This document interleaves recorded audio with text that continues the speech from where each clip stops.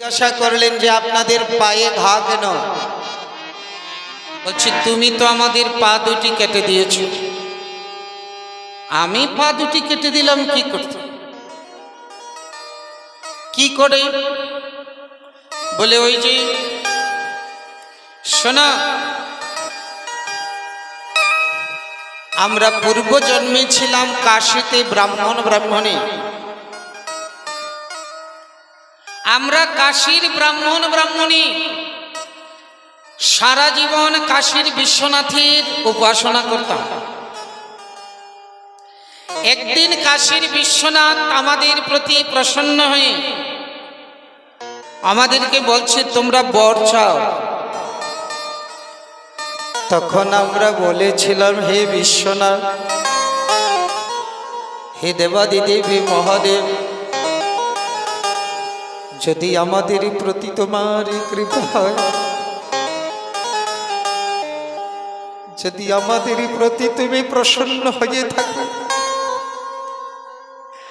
তাহলে এই বর দাও যেন এর পরের জন্মে আমাদের বৃন্দাবনে জন্ম হয়।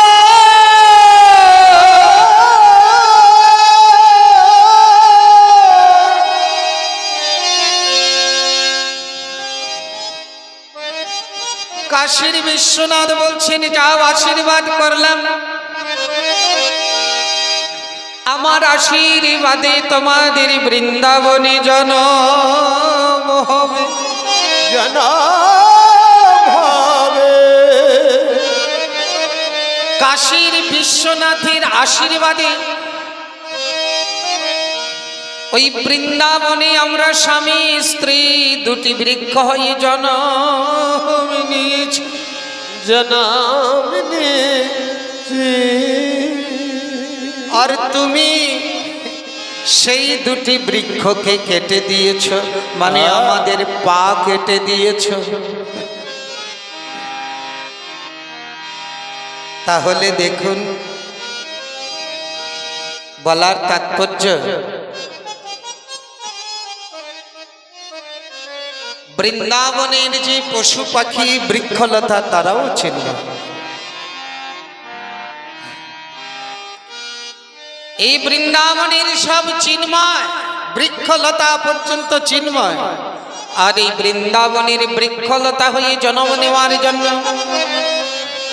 কত যোগ যোগ ধরে তপস্যা করা হয়।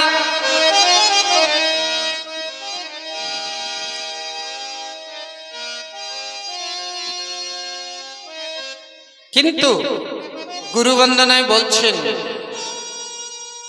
শত শত জন্মের ফল যদি গুরুচরণে ভক্তি থাকে, যদি গুরু সেবা করা হয়, শত শত জন্ম তপস্যা করে যা পায় গুরু কৃপার ফলে শত শত জন্ম তপস্যার ফল পেয়ে যায়। জগন্নাথ দাস বাবা বলছেন এখানকার বৃক্ষ যদি মুনি ঋষি হয়, তাহলে যারা ভাঙি জন্ম নিয়েছে তারা কি সাধারণ মানুষ? তাই আপনাদের চোখে যারা ভাঙি, আমার চোখে তারা মুনি ঋষি। জগন্নাথ বাবা বুঝিয়ে দিলেন, বলছেন আগামী দিন সকালে আপনারা সবাই আসবেন, কৃপা করে আমার অনুরোধ। পরদিন সকালে সব বৈষ্ণবগণ আসছে। সিদ্ধ জগন্নাথ দাস বাবা বিহারী দাসকে বলছে, বিহারী আমাকে মাথায় নেই, গুরুদেব কোথায় যাবেন? বলে যাবই আমি নবদ্বীপে। নবদ্বীপে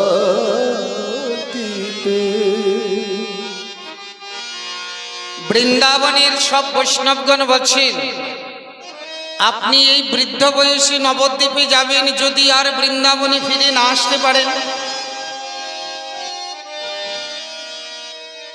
উনি বলছেন আমি ফিরে আসবো না বলেই তো যাচ্ছি। ব্রজবাসী বৈষ্ণবগণ বলছে সে কি কথা, বৈষ্ণবগণ সারা জীবন সাধন ভজন করে বৃন্দাবনে যেন দেহটা ত্যাগ হয়, আর আপনি বলছেন বৃন্দাবনে আসবেন না বলেই যাচ্ছেন। কেন এই কথা বলছেন? তখন জগন্নাথ দাস বাবা বলছেন, দেখুন বৈষ্ণবগণ, আমি কেন নবদ্বীপে যাব আর ফিরে আসবো না শুনবেন? তবে শুনুন। এই বৃন্দাবনের অধীশ্বরী আমার রাধারানী, রাধারানী খুঁজে খুঁজে দেখে কার কত শুদ্ধ ভজন আছে।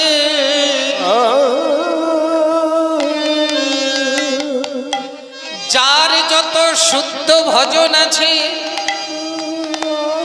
আমার প্রাণেশ্বরী রাধারানী তাকে আগে কৃপা করে, কৃপা আর নবদ্বীপের অধীশ্বর আমার গৌর হরি রাধারানী খুঁজে বেড়ায় কার কত শুদ্ধ ভজন, তারে কৃপা করি আগে। আর আমার গৌর হরি খুঁজে বেড়ায় কে কত বেশি অপরাধী,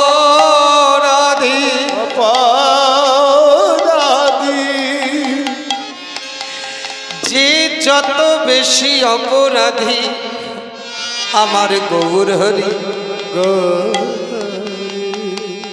তারে আগে কৃপা করে, তারে আগে কৃপা করে, তারে আগে কৃপা করে, তারে আগে কৃপা করে।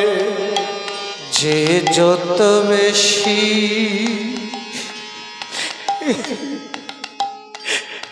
অপরাধী তারে আগে কৃপা করে, যে যত বেশি অপরাধী তারে আগে কৃপা করে। তাই আমি যদি নবদ্বীপে বাস করি, আমার তো সাধন ভজন নেই, আমি যদি গৌর হরির দেশে বাস করি, আমার গৌর হরি নবদ্বীপে পথে চলতে ফিরতে আমি যদি অপরাধীও হই, আমার গৌর হরি আমাকে কৃপা থেকে বঞ্চিত করবে না।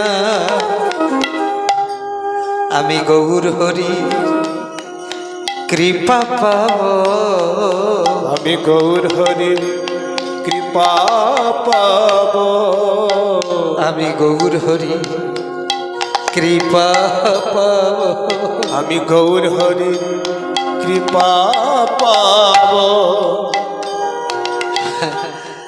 আমি যদি নবদ্বীপের মাটিতে আমার দেহটা মিশে যায়, তাহলে আমার গৌর হরির চরণ স্পর্শ পাব। তাই নবদ্বীপে যদি যাই, তাহলে আমি আমার গৌর হরির কৃপা থেকে বঞ্চিত হব না। কেননা আমার গৌর হরি দয়ার সাগর, যে যত বেশি অপরাধী তাকে আগে কৃপা করে।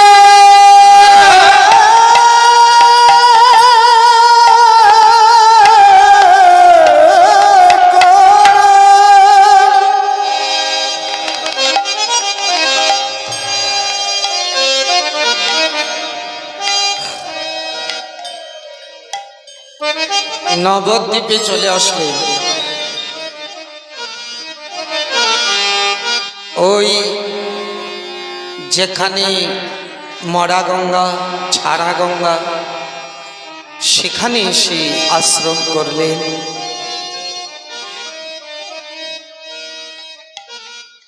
বিহারী দাসের কি অপূর্ব গুরু সেবা, তো আমরা একটু পরে আলোচনা করছি। ভোগ লেগেছে, আমরা একটু ভোগারতি গাইব, তারপরে আলোচনা।